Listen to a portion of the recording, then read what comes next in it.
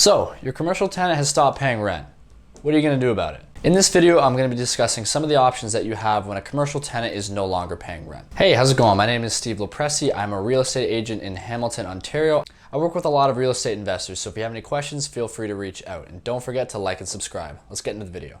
I'm seeing a lot more investors get into commercial real estate because with residential, the laws tend to favor, at least in Ontario, the laws tend to favor the tenant over the landlord. So it can be a lot more expensive and difficult to get a tenant out of your property, especially if they're not paying rent or they're destroying the place or whatever. With commercial, you do have a bit more flexibility and it is a bit easier. Since it is a business agreement, a commercial lease has less rules governing it. It's pretty much up to whatever is set out in the lease agreement. This is why it is very important to make sure that everything is done properly when putting a tenant in your property. In some cases, a signed lease may take precedence over the Commercial Tenancies Act. However, there are still some rules you have to abide by. This is why it's always best to obtain proper legal advice before you do anything. When it comes to unpaid rent, you have two options. Option number one is to change the locks and to end the tenancy. This is the main reason why commercial real estate can be an attractive investment opportunity. This is a no-nonsense approach to getting rid of a bad tenant. However, there are certain limits you want to be aware of. If you decide to go with this option, you have to wait until the 16th day after rent was due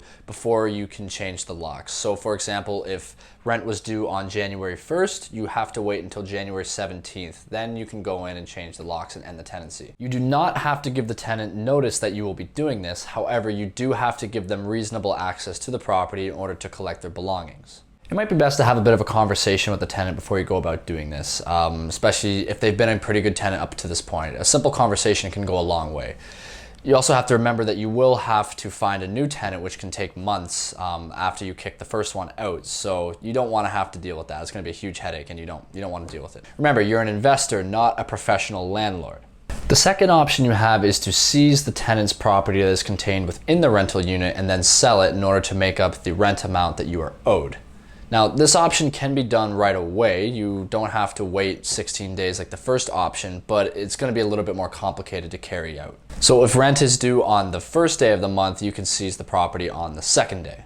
So like the first option, you do not have to notify the tenant if you will be seizing their property, but you do have to let them know after you have done so. You have to let the tenant know the full amount that you are owed, and then you have to give them 5 days in order to pay you back. If they do pay you back within those 5 days, you have to give them everything back. You can't sell any of their property. If 5 days have passed and you still haven't been paid, you are now allowed to sell the property. But before you do so, you have to obtain 2 appraisals, not 1, 2, in order to determine the value of the property that you will be selling.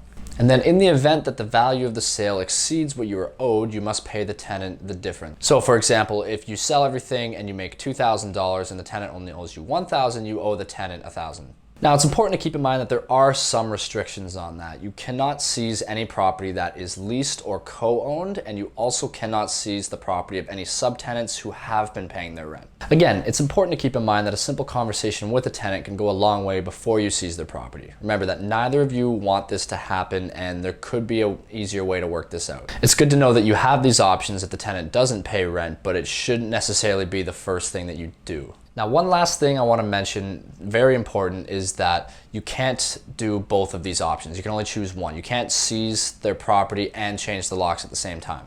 Now, I am not a lawyer. I'm just some random guy on the internet. So in a situation like this, it's always best to obtain the proper legal advice to figure out how to best handle a situation like this. Obviously, a tenant withholding rent is never an ideal situation. This is why it's very important to vet the tenant beforehand, before you put them in your property, so that you don't have to deal with this. It's worth it to take just a little bit more time to go through all their financials to make sure that their business is solid and that they're actually capable of affording rent. So if you have any questions about this process, you want to go a little bit more in detail, or you just have anything that you want to talk about regarding commercial real estate in general, feel free to reach out to me. Like I said, I'm a real estate agent in Hamilton, Ontario, and I work with a lot of investors. So if you have any questions, feel free to reach out. I'll leave my contact info down in the description. And don't forget to like and subscribe. I'll see you next time.